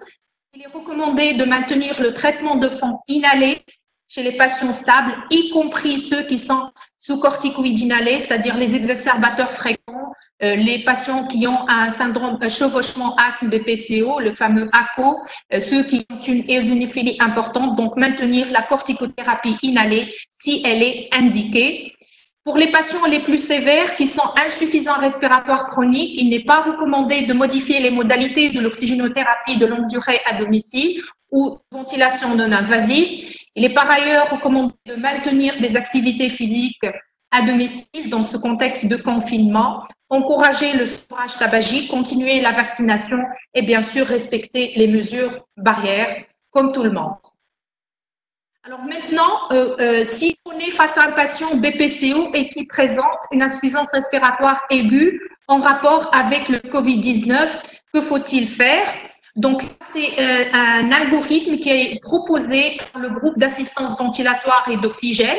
Donc, c'est proposé pour tout IARA dans un contexte de COVID-19, mais il y a également des spécificités pour les patients BPCO. Donc, en cas d'IARA, on va commencer par une oxygénothérapie par sonde nasale ou lunette, en mettant donc un masque chirurgical pour le patient au-dessus, donc pour éviter le risque donc de contamination pour le personnel soignant. Et pour saturation cible, c'est 88 à 92% pour les patients BPCO. On réévalue 30 minutes après. Donc, si la cible elle est atteinte moyennant une fréquence respiratoire moins de 30 cycles par minute et un débit inférieur à 6 litres par minute, on va continuer avec un rythme de surveillance de 2 heures toutes les premières 8 heures, puis toutes les 4 heures durant les premières 24 heures.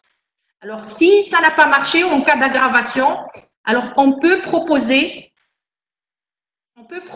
donc pour certains cas, donc la CPAP ou bien l'oxygénothérapie à haut débit par canule nasale ou en cas d'hypoxémie, ou bien la ventilation non invasive qui sera de dernier recours en cas d'hypercapnie. Toujours même saturation cible chez les patients BPCO avec le même rythme de surveillance.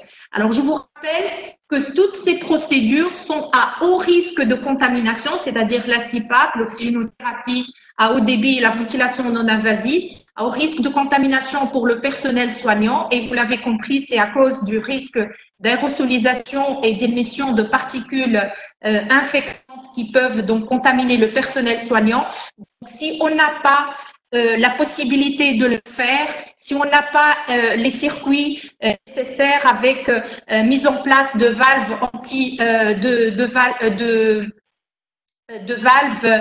sur les circuits aussi bien inspiratoires, expiratoires et de filtres antiviraux, donc il ne faut pas le faire. Et d'ailleurs chez nous à l'Ariana, donc ces procédures ne sont pas pratiquées. Donc si ça marche, on peut le garder avec le même rythme de surveillance. Sinon, en cas d'aggravation, bien sûr, revoir l'indication et le recours ultime, c'est l'intubation après avoir bien sûr transféré le malade en réanimation. Et même la mise en place des procédures non invasives, ça nécessite bien sûr l'avis du réanimateur. C'est ce qui est proposé par le groupe d'assistance ventilatoire et d'oxygène. Au final, en tout cas, chez nous, à l'Ariana, j'ai moi-même posé la question au réanimateur. Ce qui est préconisé en cas d'IRA, c'est l'oxygénothérapie. Garder cette oxygénothérapie donc afin d'avoir une saturation adéquate, et le recours ultime, ça va être l'intubation. Il n'y a pas de procédure de ventilation non invasive chez nos patients à l'Ariana. Alors, la deuxième question, c'est la corticothérapie systémique lorsqu'on est face à un patient qui a une exacerbation aiguë de BPCO et qu'il est Covid, soit suspect ou confirmé. Voici ce que propose un groupe de guidelines spécialement pour le Covid des hôpitaux universitaires de Genève. Donc, commencer par faire le prélèvement. Et si ce prélèvement, il est positif, donc on complète par une imagerie, radiothorax, éventuellement un scanner. Si on a une pneumonie, évitez les corticoïdes. Si on n'a pas de pneumonie, donc c'est une exacerbation chez un patient Covid-19. Et là, en fonction de la sévérité, si elle n'est pas sévère, évitez les corticoïdes. Si elle est sévère, on peut prescrire des corticoïdes avec une durée recommandée de 5 jours. Lorsque le patient il n'est pas infecté par le Covid, donc prélèvement négatif, complétez quand même par une imagerie.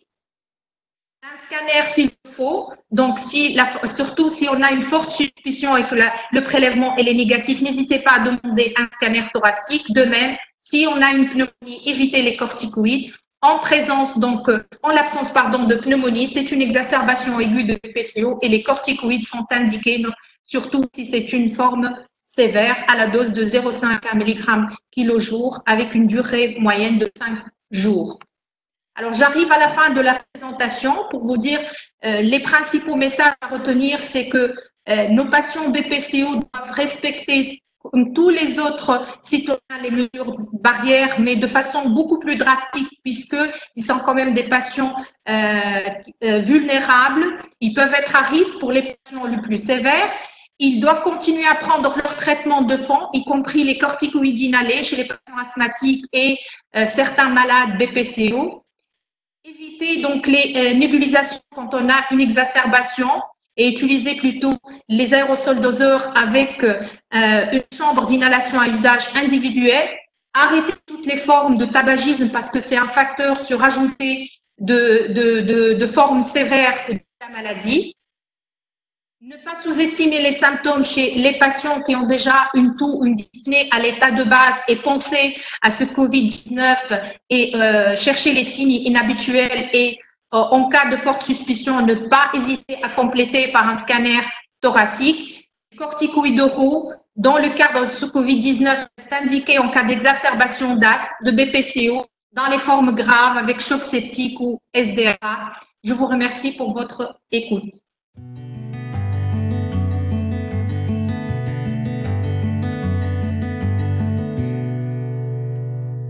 En l'absence de chambre de pression négative, trouvez-vous que c'est nécessaire de porter un masque FFP2 par tout le personnel en zone Covid?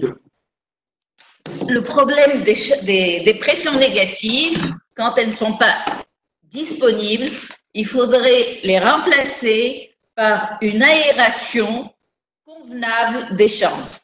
Et ce qu'on préconise, c'est au moins ouvrir les fenêtres 3 fois par jour au moins, pendant 15 minutes.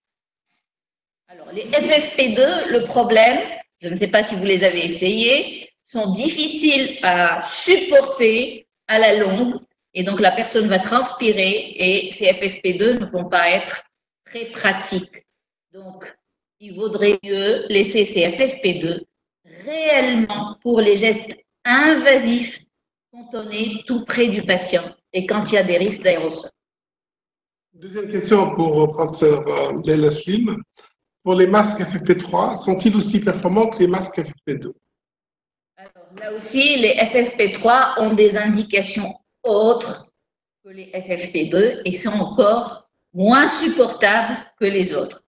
Généralement, les FFP3 sont laissés pour les laboratoires de protection P4 carrément, pour Ebola. Ils sont également utilisés quand il y a un risque d'exposition à l'amiante. Donc, je pense qu'ils n'ont pas leur place ici, à l'hôpital, pour la prise en charge des patients. Une question pour à la fois Fatma Chemik et professeur Agnès Hamzaoui. La question c'est, est-ce que concernant la corticothérapie, est-ce qu'elle est prescrite en réanimation ou non? Selon un professeur en Italie, pendant un webinaire, il a dit que la corticothérapie est largement prescrite et de façon quasi systématique. Qu'en pensez-vous?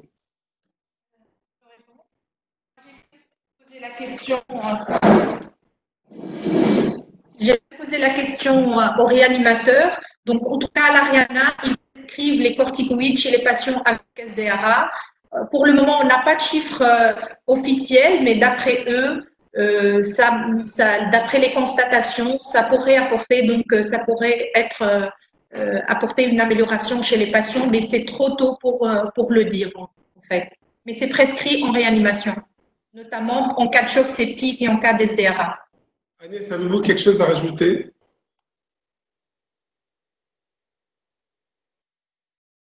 On ne vous entend pas, Agnès. Il faut désactiver votre micro.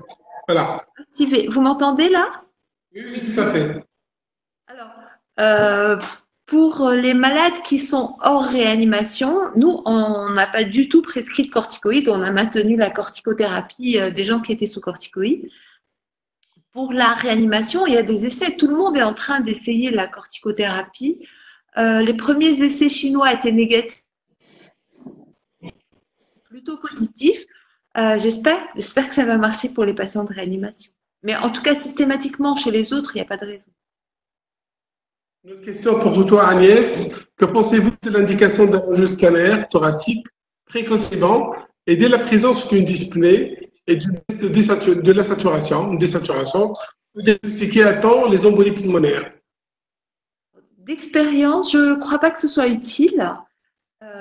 Si on n'a pas de facteur de risque évident d'embolie, la pneumonie à Covid, c'est quelque chose qui est extrêmement dyspnéisant. Et on n'a pas tant d'embolie que ça, surtout maintenant qu'on fait de la prévention. Donc moi, je pense que l'angioscanner, il faut avoir des arguments pour.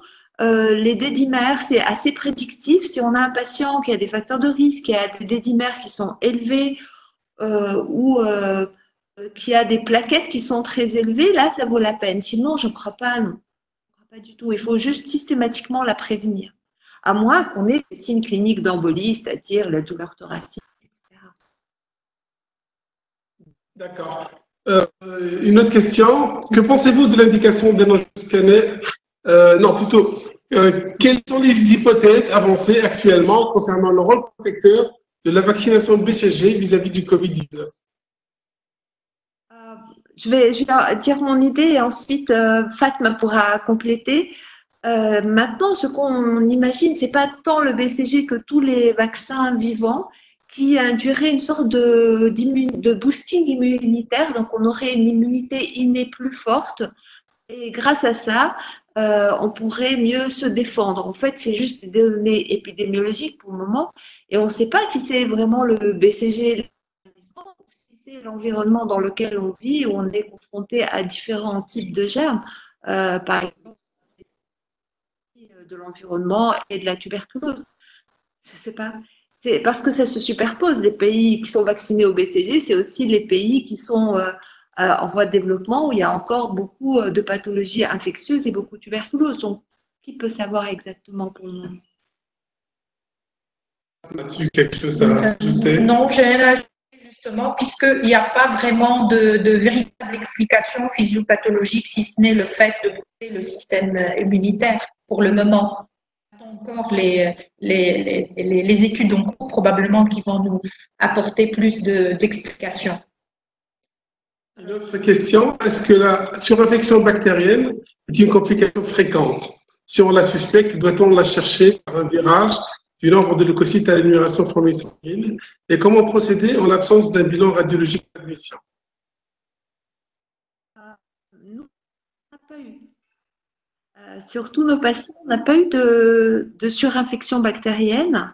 Après, quand il y a une augmentation, quand on a une reprise de la fièvre, par exemple, chez un patient qui s'améliorait, quand on a ou qu'on a une persistance de la dyspnée, de la toux, une toux qui devient productive, on peut effectivement chercher des PNN, on peut faire une imagerie et se poser la question, c'est vrai. Je pense que c'est surtout dans la durée, quand on a un patient qui ne décroche pas, mais sans s'aggraver brutalement, on peut s'interroger et faire un bilan biologique, ce qui est décrit, avec une remontée de la CRP, par exemple. En fait, donc c'est vrai qu'il est conseillé de minimiser le nombre de prélèvements à visée bactériologique chez ces patients. Je pense que chez les malades hospitalisés en pneumo, on n'en a pratiquement pas eu. Mais chez les malades de réa, pour lesquels on a eu pas mal de prélèvements, il me semble qu'ils ne font pas beaucoup de surinfection. On a eu quelques cas d'infection nosocomiale, mais vraiment rares pour, disons, la quarantaine de patients hospitalisés en réa. Une question pour vous, professeur Phil, par rapport aux désinfections de l'appareillage radiologique, d'imagerie médicale. Est-ce qu'il faudra le faire entre deux patients? Ah, tout à fait. Tout à fait. Alors, chaque fois que le patient bouge, on doit désinfecter, que ce soit en radio ou ailleurs. Vraiment, bien désinfecter là où il va, autour du patient, quand il se déplace au niveau des toilettes, etc. C'est vraiment les gestes à ne pas manquer et à multiplier. Une question pour vous, Agnès. Comment pensez-vous la digitalisation, la numérisation des dossiers médicaux dans les étapes de prise en charge des patients Covid, saisie de dossiers, exploration, recueil des résultats, ordonnances, etc. Agnès, Micro. Agnès, votre micro, vous entend pas. Micro. Là, vous m'entendez? Oui. Oui, alors, je disais c'est extrêmement utile pour essayer de transporter le moins de choses possible entre la zone infectée et la zone propre. Donc, nous, on a deux PC, en fait, qui sont reliés par Wi-Fi, un à l'intérieur, un à l'extérieur, et puis on met tout ce qu'on peut mettre sur le premier PC. Et ensuite, quand on sort, après, on fait une sorte de visite virtuelle, tous ensemble, des patients. Et puis, on a le DMI qui nous permet d'avoir beaucoup de résultats par DMI. Ce qui nous reste, c'est qu'on n'arrive pas, en tout cas dans le service, à avoir le PAX, donc on n'a pas les images, mais Madame Hantous nous les envoie par mail. Donc oui, il faut absolument tout digitaliser, c'est clair. Quelque chose à rajouter? Oui, je vais dire que nous, on vient d'ouvrir, le service vient d'ouvrir. On a actuellement 10 malades hospitalisés qui ont été transférés des autres services. Et effectivement, on n'utilise que le DMI, donc 0 papier pour le moment. En dehors de l'ordonnance de sortie, on n'a pas actuellement la possibilité de le faire. Mais sinon, l'ordonnance, la surveillance également, c'est directement fait sur le DMI et ça permet d'éviter donc le contact avec du papier qui pourrait être une source de contamination pour le personnel.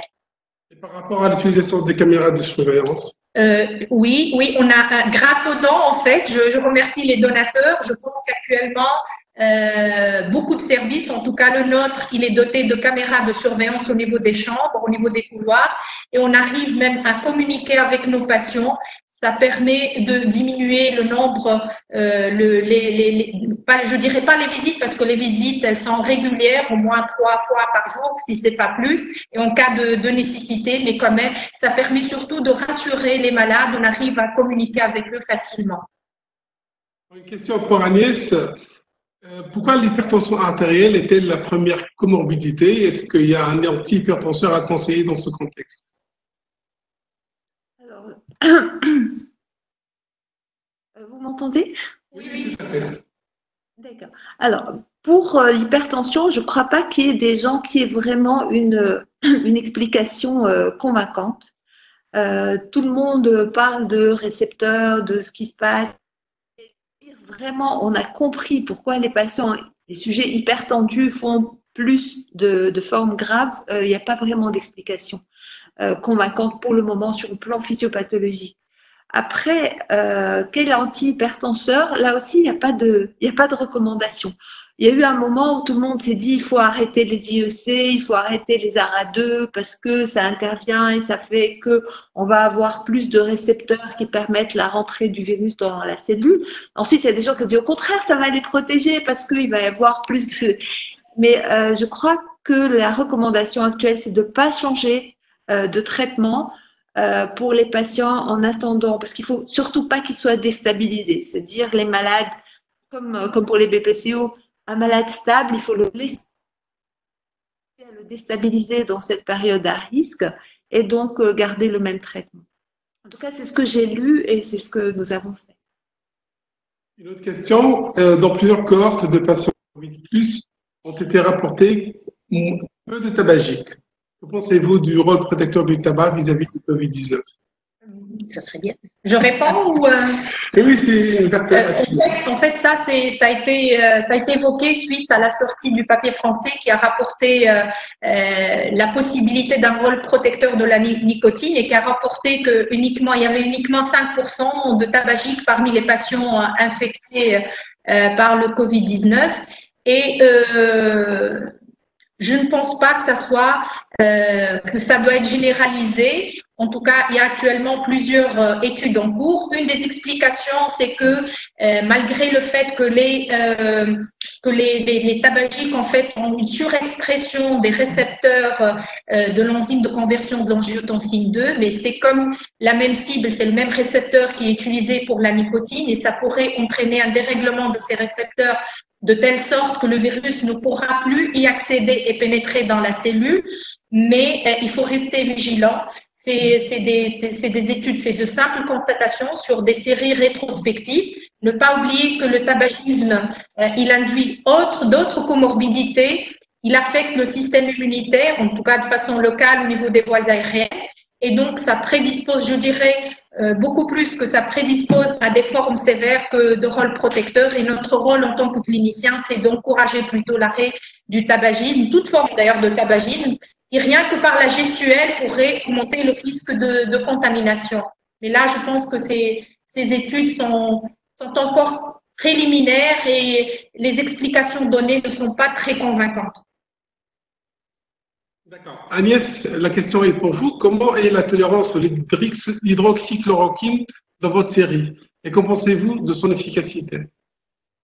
Alors, par rapport à la tolérance, elle est bonne en général, à part chez les patients qui ont une pathologie cardiaque sévère. Donc, c'est pour ça qu'il faut prendre des précautions, vérifier le CG et surtout vérifier l'espace QT. Donc, la tolérance, on n'a pas eu de soucis. À part la patiente qui avait une myocardite. Sinon, pour l'efficacité, je ne sais pas. Vraiment, je ne sais pas. C'est vrai qu'on a beaucoup de patients qui sont enfin rentrés chez eux. On est vraiment content de leur évolution. La majorité vont bien. On n'a eu qu'un seul décès et pas de patients qui soient descendus en réanimation. Mais de là à dire que c'est l'efficacité du traitement, je ne sais pas. Nous n'avons pas de bras contrôle, donc comment savoir? Une autre question, quelle est la place de la sérologie en l'absence de PCR? C'est rétrospectif. Mais Madame Slim va nous dire. Merci. Comme tu l'as bien dit, c'est rétrospectif, donc ça serait vraiment utile par la suite de voir quelle est la proportion des personnes qui ont été réellement en contact avec le virus. À part ça, combien de temps vont durer les anticorps? Là aussi, c'est une autre question. Est-ce que tout le monde fabrique des anticorps ou pas au contact de ces virus? Et par la suite aussi, quelle est la technique qu'on va utiliser pour la mise en évidence de ces anticorps et quelle est leur sensibilité? Et donc, il faut quand même un certain temps de recul pour répondre à toutes ces questions. De toute façon, ça ne peut pas remplacer la PCR, si c'est la question. Une question pour vous, Madame. L'efficacité des masques réutilisables. D'accord. Alors, les masques réutilisables. Alors, je pense que leur efficacité dépend aussi du tissu. Et je pense que ces masques ont quand même un tant soit peu d'effet barrière. Donc, ces masques avec une bonne distanciation sociale, comme s'écarter des personnes d'au moins 1 mètre, je pense qu'ils ont quand même une petite place. Sinon, voilà. Et par rapport à la climatisation, que ce soit dans les services, dans les services de réa, est-ce que c'est une source de contamination, de majoration, de risque de contamination chez les patients? Alors en réa, on arrête totalement tout ce qui est climatisation et c'est ce qui a été fait pour le chauffage, pas seulement pour la climatisation. En fait, il faut éviter tout ce qui fait un flux d'air. Et donc, je pense que la climatisation aussi ne sera pas indiquée où il y a des… Dans les cabinets aussi. Ah oui, des patients Covid ou des suspects. Et comme on ne peut pas savoir à quel patient on a affaire, donc pour le moment, pas de climatisation jusqu'à preuve du contraire.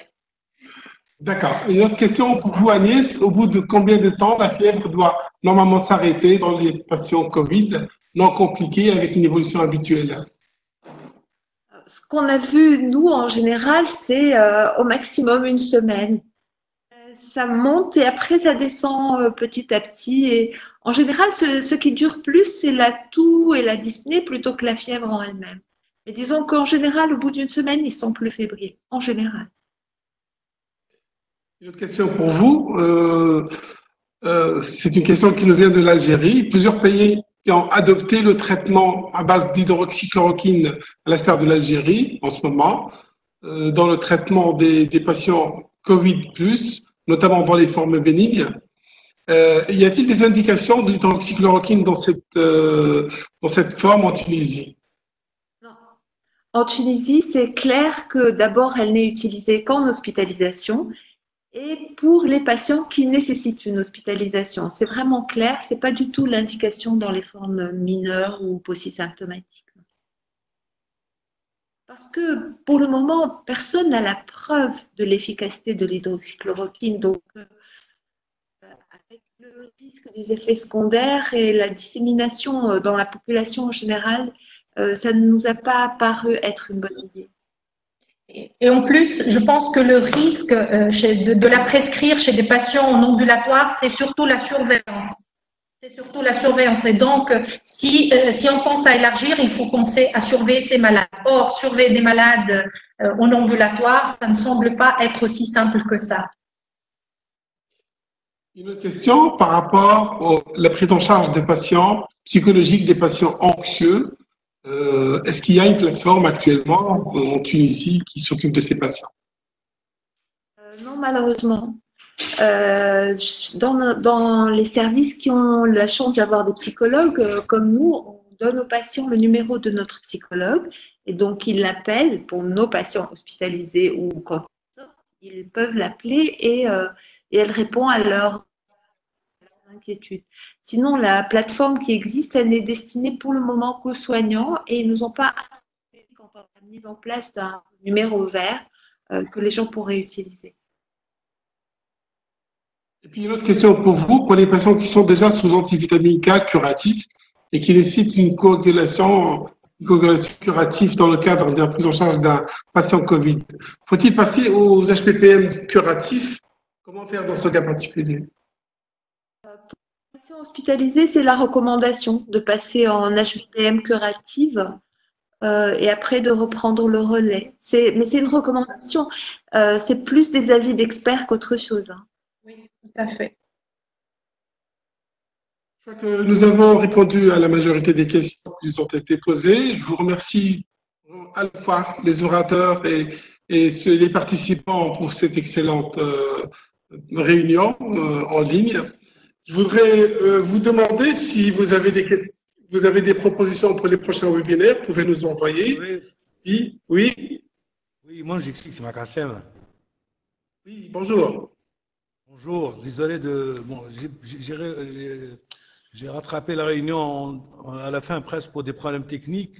La question, c'est est-ce que je dois trouver un enregistrement après à quelque part, c'est ça? Non? Oui, on nous envoie l'enregistrement du webinaire par la suite, qu'on va vous diffuser par la suite. On va le mettre sur la page Facebook et on va envoyer les liens par mail pour pouvoir le revoir par la suite. On voudra vous inviter pour envoyer vos propositions de conférences pour le prochain webinaire qu'on va organiser très bientôt. On remercie la Société tunisienne de maladies respiratoires, tous les conférenciers, tous les participants et on vous donne rendez-vous au prochain webinaire.